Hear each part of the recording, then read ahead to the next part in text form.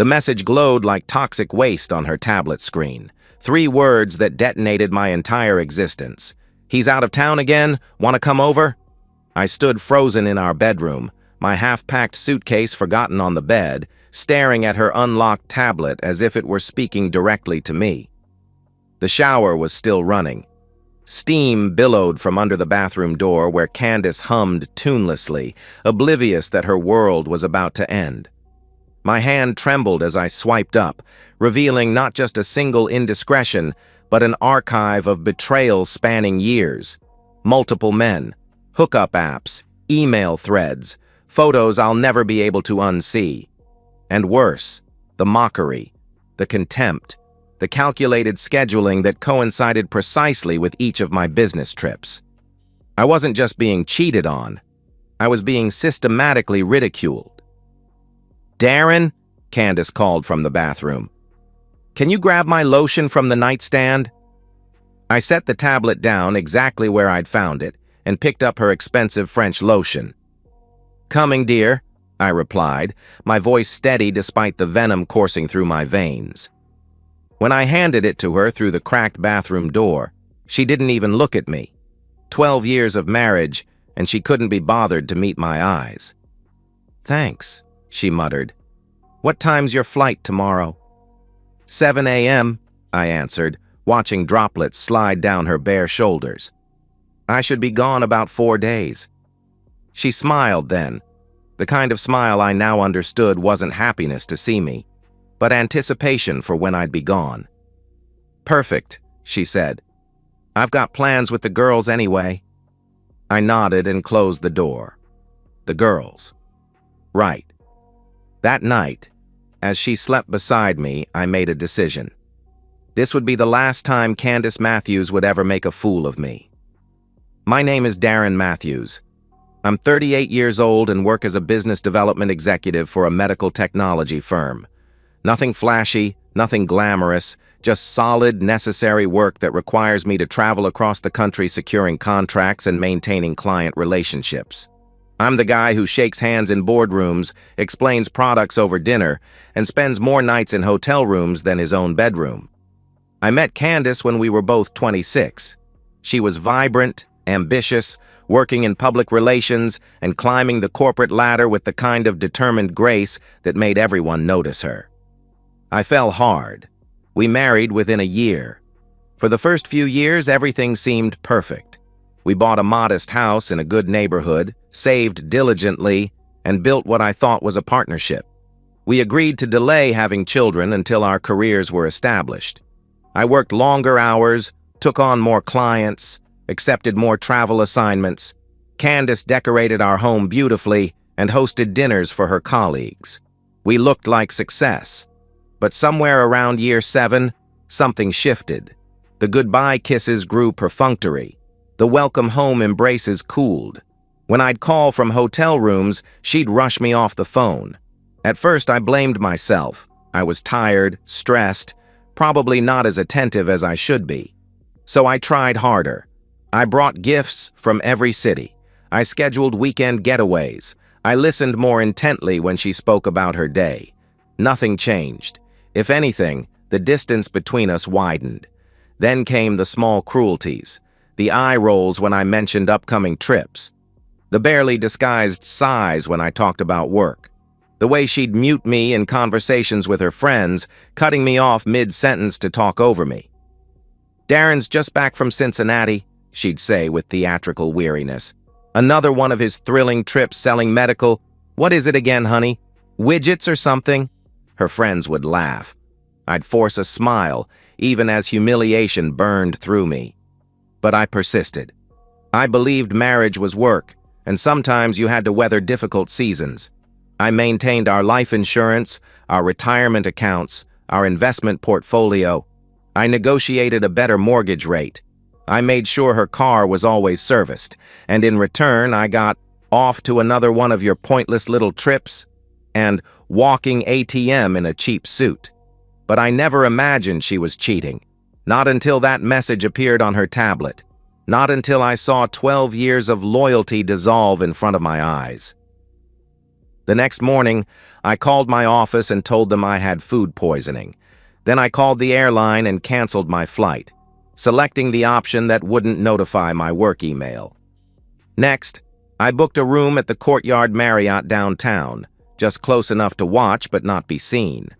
I left the house with my suitcase as usual.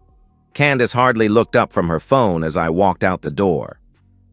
"Try not to die of boredom in Pittsburgh," she said, her eyes still fixed on her screen. "I'll do my best," I replied, kissing her cheek. She leaned away slightly, as if my touch inconvenienced her. I drove around the block and parked 2 streets over, watching our house from a distance. 20 minutes later, Candace emerged in workout clothes I'd never seen, her hair and makeup done in a way she never bothered with for me anymore. She drove off in her Audi, the one I'd surprised her with on our 10th anniversary. I waited 15 minutes to ensure she wouldn't return, then went back inside using my key. I spent the next 3 hours installing small, wireless security cameras throughout our house. One in the living room bookshelf, one in the bedroom disguised as a phone charger, one in the hallway, hidden in a smoke detector. Voice-activated audio recorders in the bathroom and kitchen. The entire system fed directly to an app on my phone. Motion would trigger recording. I could watch in real time or review footage later. I left everything exactly as I found it and headed to my hotel room, where I spent the afternoon researching divorce attorneys, forensic accountants, and the specific language of our prenuptial agreement, which had been my father's insistence 12 years ago, a safeguard I'd once resented him for demanding. Now it would be my salvation. That evening, Candace texted, "Hope you arrived safe. Miss you." It was the first "miss you" text I'd received in months. I stared at it, wondering if there had ever been a time when she'd actually meant those words. "All good here," I replied. "Love you." Her response came quickly. "Love you too. Early meeting tomorrow, so heading to bed." I opened my surveillance app. Candace wasn't in bed. She was in our living room, drinking wine and taking selfies in lingerie I'd never seen before. Over the next 2 days, I built my case methodically. I met with the top divorce attorney in the city, a steely-eyed woman who nodded grimly as I laid out what I knew so far. I spoke with my financial advisor about protecting assets. I changed the beneficiaries on my life insurance. I contacted a locksmith, and I watched. I watched as Candace spent my travel money on new clothes and expensive wine. I watched as she took video calls with her friends, laughing about how boring I was, how predictable, how pathetic. "The man thinks a wild night is ordering dessert with dinner," she cackled to someone named Jen. "But at least he pays the bills while I have my fun." I watched her text multiple men, scheduling visits like a social secretary. "Tuesday's no good, that's Michael. Wednesday works, though?" On the 3rd evening, exactly as I had expected, my alert pinged. A tall, well-dressed man was at our front door. He had brought champagne. Candace welcomed him with a kiss that made my stomach clench. They didn't even bother with pretense, straight to drinking my imported whiskey while bad-mouthing me. "So the husband is," the man asked, refilling their glasses. "Pittsburgh," Candace laughed. "Selling medical equipment to doctors who don't want it. He'll be gone until Friday." "Lucky me," the man said, his hand sliding up her thigh. "Lucky us," she corrected, guiding his hand higher. "His trips are the only thing that make this marriage bearable." They moved to our couch, the one I'd spent weeks researching before buying, the one I'd insisted was worth the extra money because we'll have it for years. I watched them desecrate it, my face expressionless as the footage streamed to my phone. But I didn't move. Not yet. I needed more. At 11:48 p.m., they staggered upstairs, drunk on my alcohol and their own arrogance. They entered our bedroom, where the camera captured everything. The man's name was Robert, I learned. He worked for the city. He had a wife named Elaine and 2 children. And he was currently in my marital bed, with my wife, saying things about me I will never unhear. At precisely 2:17 a.m., I left my hotel room and drove home. I didn't slam the door when I entered. I didn't stomp up the stairs. I moved silently, deliberately, each step calculated. In the kitchen, I retrieved a glass of water and drank it slowly, preparing myself for what came next. The sounds from our bedroom guided me upstairs. Our wedding photo hung in the hallway, Candace in white, me in black, both of us smiling into a future we couldn't possibly have imagined would lead here. I straightened the frame as I passed. I pushed open the bedroom door without hesitation. The lights from the street illuminated two bodies entangled in our bed, neither aware of my presence until I cleared my throat. Candace screamed. Robert froze mid-motion, his face contorting from pleasure to terror in an instant. "Darren!" Candace shrieked, scrambling to cover herself. "What? Why are you—" I silenced her with a raised hand. Then I moved toward Robert. "Get out of my bed," I said quietly. "Look, man, I didn't know—" "She said you were—" he stammered, panic making him clumsy as he tried to disentangle himself. "You have 10 seconds, I continued in the same steady voice. He managed to free himself from the sheets and stood naked beside the bed, reaching for his clothes. "I don't need those," I said, picking up his pants and tossing them out into the hallway. "Just you. Outside. Now." "Darren, please," Candace pleaded. "Let's talk about this." But there was nothing to talk about.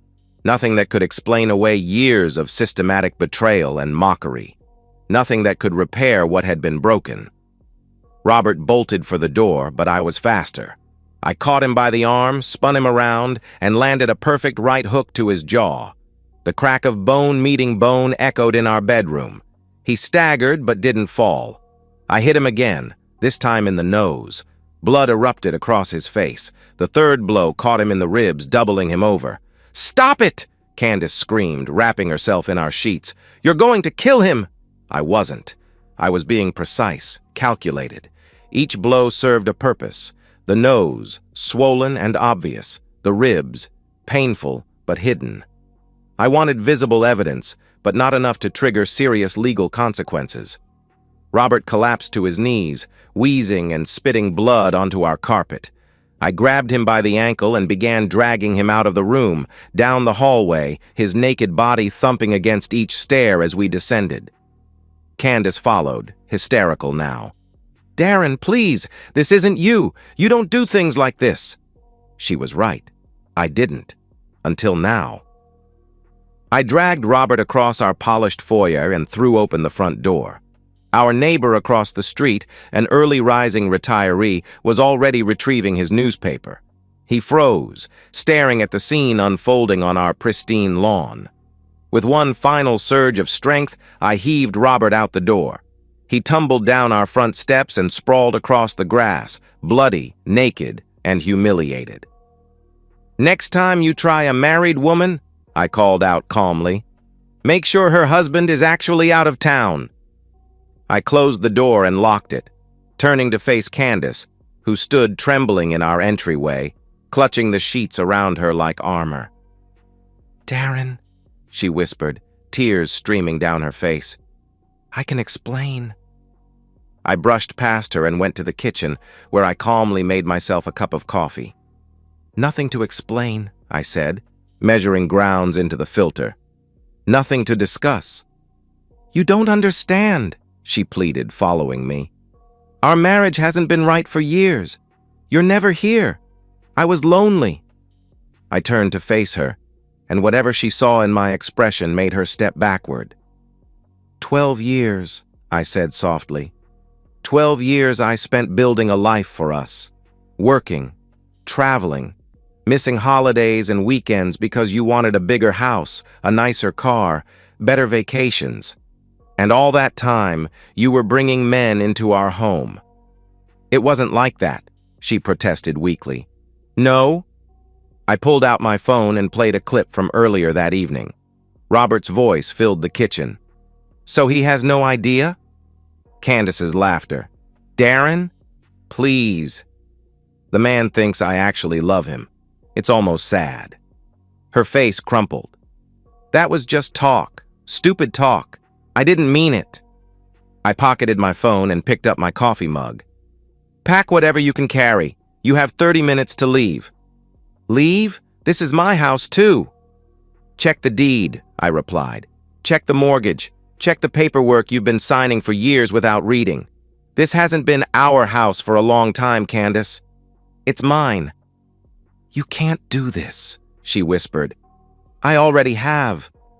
As she stood there, shocked into silence, I walked past her toward the stairs. 29 minutes now. I'd hurry if I were you. While Candace frantically gathered clothes upstairs, I sat at our dining room table and set my plan in motion. First, I called a locksmith for an emergency service. All locks changed within the hour. Next, I emailed our surveillance footage, carefully edited to remove the violent confrontation but preserving all the infidelity and mockery, to a secure cloud account. Then I created an email with the link and a brief factual message. This is what Candace Matthews has been doing while her husband travels for work. No further communication on this matter will be forthcoming. I sent it to her parents, who had always treated me like family, to her boss and HR director at the PR firm where image was everything, to the leadership committee of her church group where she portrayed herself as a model of traditional values, to her closest friends, the ones she'd been laughing with about me for years. By the time Candace came downstairs with a hastily packed suitcase, I was calmly working on my laptop. "Where am I supposed to go?" she asked. Mascara streaked down her face. "That's not my concern," I replied without looking up. "But I'd suggest finding somewhere to stay for a while. Your reputation is about to take a significant hit." Her phone buzzed, then again, and again. She looked down at it, confusion turning to horror as notifications flooded in. "What did you do?" she whispered. "I shared the truth," I said simply. "Something you've been incapable of doing for years." She unlocked her phone, reading messages that made her face drain of color. "My parents, my boss. How could you?" "How could I?" I finally looked at her.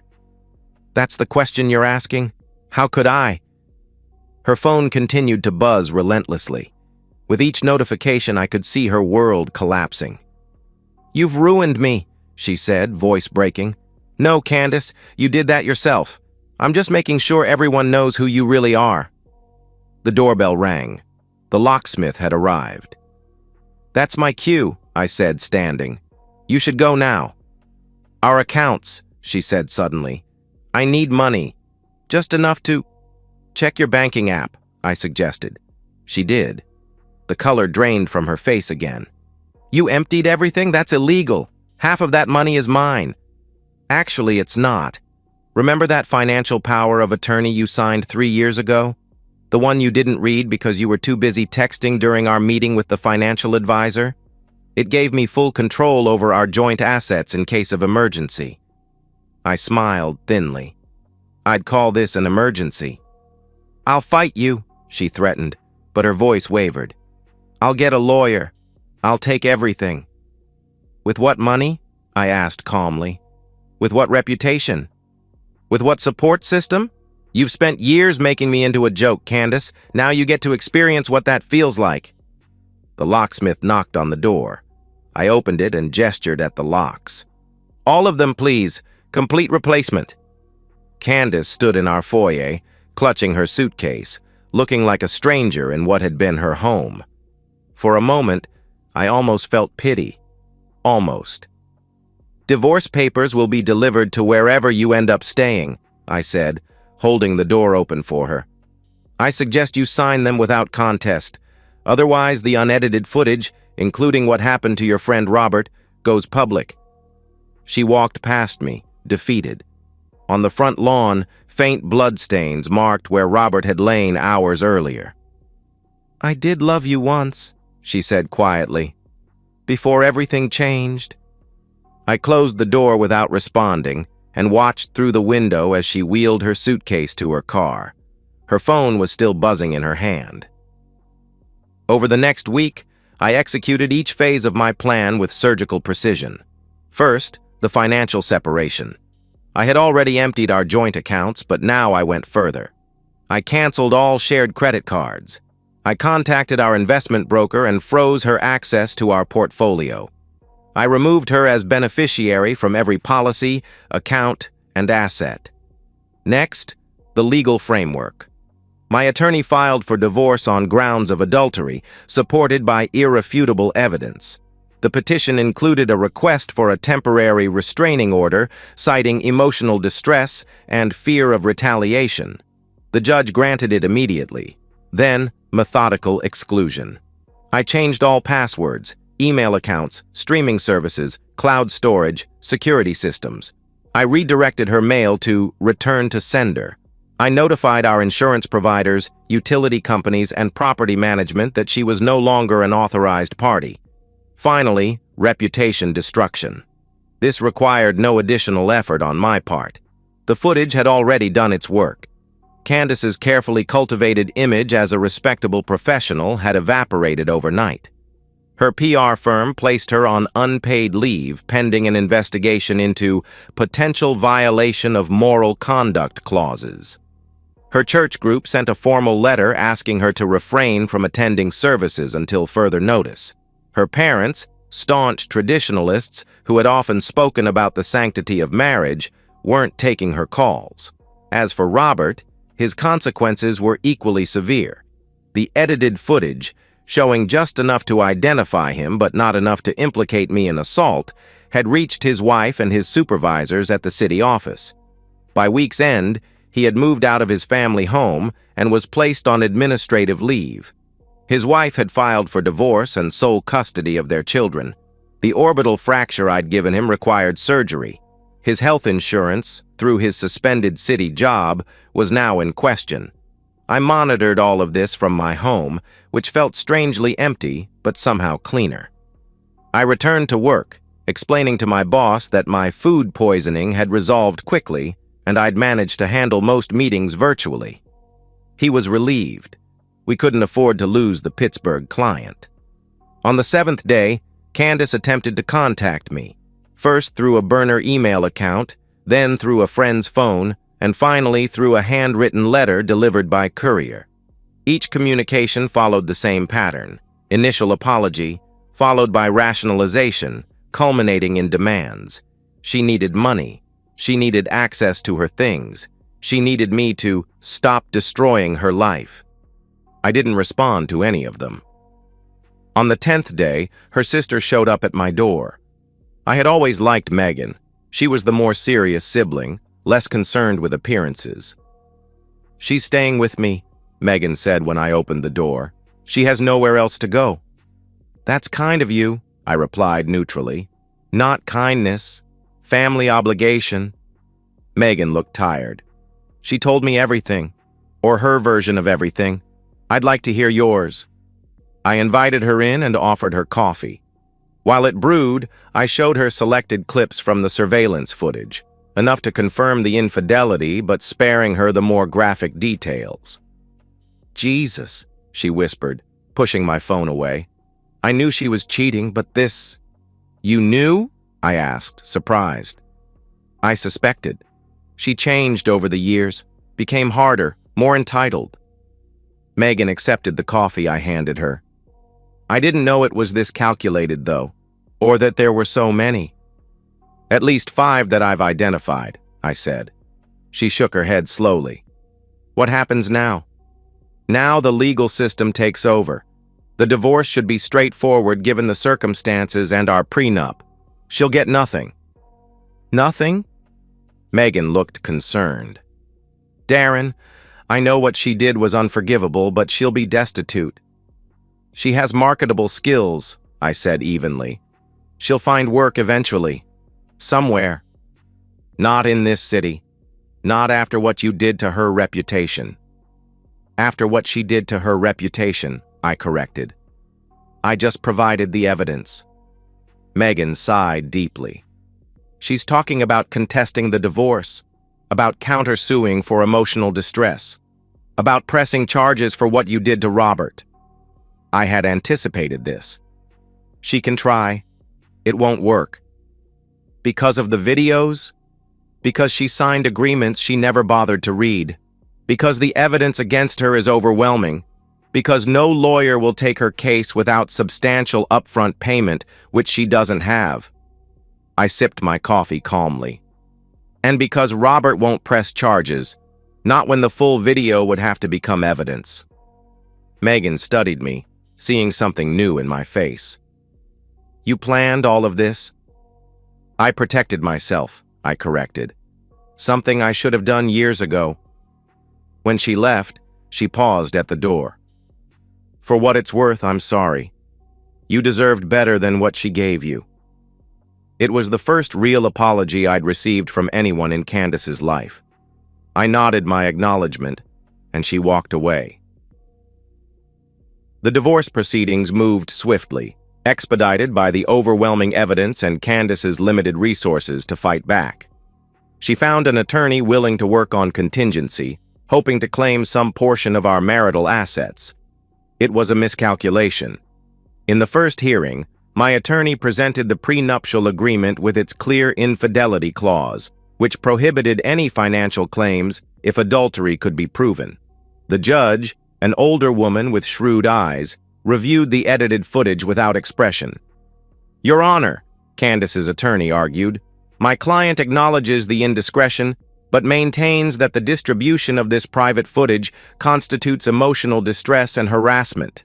Furthermore, Mr. Matthews committed assault against a third party, which should be considered in these proceedings. My attorney countered smoothly. The distribution was limited and factual. As for the alleged assault, no charges have been filed, and there is no evidence before this court. The judge peered over her reading glasses. Does the respondent have any evidence of assault to present? Candace's attorney hesitated. Not at this time, Your Honor. The victim is reluctant to come forward. I imagine so, the judge murmured almost to herself. Then, louder. The prenuptial agreement appears legally binding, and the infidelity clause has been clearly triggered. Unless the respondent can provide compelling evidence that the agreement should be invalidated, I am inclined to enforce it as written. Candace broke down then, sobbing openly in the courtroom. He's taken everything from me, she cried. My home, my money, my reputation, everything. The judge's expression hardened. Mrs. Matthews, this court deals in facts, not emotions. The fact is that you violated your marriage vows repeatedly and documented in your own words a pattern of deception and disrespect toward your husband. These are the consequences of those choices. 3 weeks later, we were back in court for the final judgment. Candace looked diminished, her designer clothes replaced by a simple dress that had seen better days. She sat alone. Her attorney had withdrawn after she couldn't make the payments. The judge's ruling was comprehensive and devastatingly final. The house remained mine. The investment accounts remained mine. Even the Audi, technically leased in my name, was to be returned to me. Candace received her personal belongings, a small retirement account that predated our marriage, and a nominal one-time payment of $5,000 that I had agreed to provide solely to expedite the proceedings. When the gavel fell, finalizing our divorce, Candace collapsed against her chair, her body racked with sobs. Her sister Megan, seated in the back of the courtroom, moved forward to comfort her. I stood, buttoned my jacket, and walked out without looking back. My attorney caught up with me in the hallway.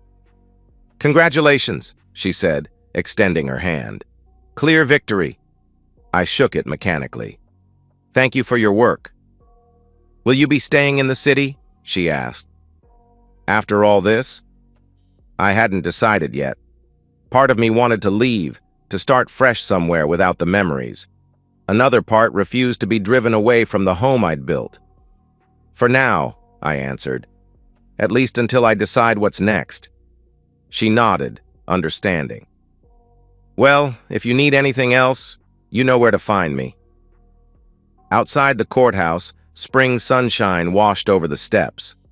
I stood for a moment, feeling the warmth on my face and the strange lightness in my chest. It wasn't happiness, not yet, but it was liberation. My phone buzzed with a text from my company's travel coordinator. New client meeting in Seattle next week. Available? I typed back a simple, yes. Then I walked to my car, alone but unbroken.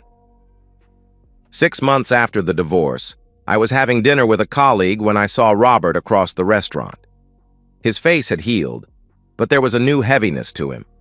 He was dining alone, nursing a glass of whiskey and staring at his phone. He didn't notice me until I was standing at his table. "Robert," I said quietly. His head snapped up and fear flickered across his face. "Darren, I'm not here to cause trouble," I assured him, keeping my voice low. "I just wanted to know how things turned out for you." He swallowed hard. "About as well as you'd expect. Divorced, joint custody, but the kids know why. Different job, lower pay. Pretty much starting over at 43. I nodded, feeling neither satisfaction nor pity. "For what it's worth," he said, looking down at his drink. "I didn't know how serious it was with you two. She made it sound like your marriage was just a formality." "That doesn't make it better," I replied. "No," he agreed. "It doesn't." I turned to go, but he stopped me with a question. "Do you know where she ended up?" "Candace, I mean." "No," I answered truthfully. "And I don't care to." I returned to my table where my colleague raised an eyebrow. "Old friend?" "No," I said, unfolding my napkin. "Just someone I used to know." 2 weeks later, Megan called me. We'd maintained a sparse but civil communication since the divorce. "I thought you should know," she said without preamble. "Candace is moving to Arizona. She found a job at a small marketing firm there." "I see," I replied, unsure why she was telling me this. "She wanted me to ask if you'd consider letting her have some of the furniture. From the house." I closed my eyes, feeling a flicker of the old anger. "No. I told her you'd say that." Megan sighed. "She's different now, Darren. Humbled, maybe even genuinely remorseful." "I'm glad for her personal growth," I said, not bothering to hide the irony in my voice. "But it doesn't change anything between us." "I know," she acknowledged. "I just thought, well, it doesn't matter. Take care of yourself, Darren." After we hung up, I walked through my house, my empty, quiet house. I'd sold most of the furniture Candace had chosen and replaced it with pieces that suited my own taste. I'd repainted the walls, rearranged the rooms, erased nearly every trace of our life together. In the study, I opened my laptop and checked my work calendar. 3 trips planned for the next month: Denver, Boston, San Francisco. Good clients, important meetings. I'd been promoted twice since the divorce, my focus sharper without the constant undercurrent of betrayal. I thought about Candace starting over in Arizona, about Robert piecing his life back together, about the wreckage my calculated revenge had created. Did I regret it? Not the revenge itself, perhaps only that it had been necessary at all. My phone pinged with an email from a real estate agent I'd contacted. She'd found several promising properties in Chicago, where our company's headquarters was located. A fresh start in a new city, a promotion to senior vice president, and no ghosts lurking in the corners of an empty house. I began composing my response, feeling something close to anticipation for the first time in years. Not happiness, not yet, but possibility. Sometimes winning isn't about what you gain. Sometimes it's simply about walking away intact when someone tried to destroy you. I hit send on the email and closed my laptop. Tomorrow would be another day, another city, another chance. And this time, truly, I would be the one leaving town. And so, we've reached the end of today's story. Was it what you expected, or did it take a twist you didn't see coming? I'm curious to hear your thoughts. Share them in the comments below, and let's get a conversation going. If this story kept you hooked, make sure to hit that like button. And if you're new here or just haven't subscribed yet, now's the perfect time to join our community. I bring you fresh, captivating stories every day, so click that subscribe button and turn on notifications so you never miss out. Thanks for watching, and I'll see you in the next one.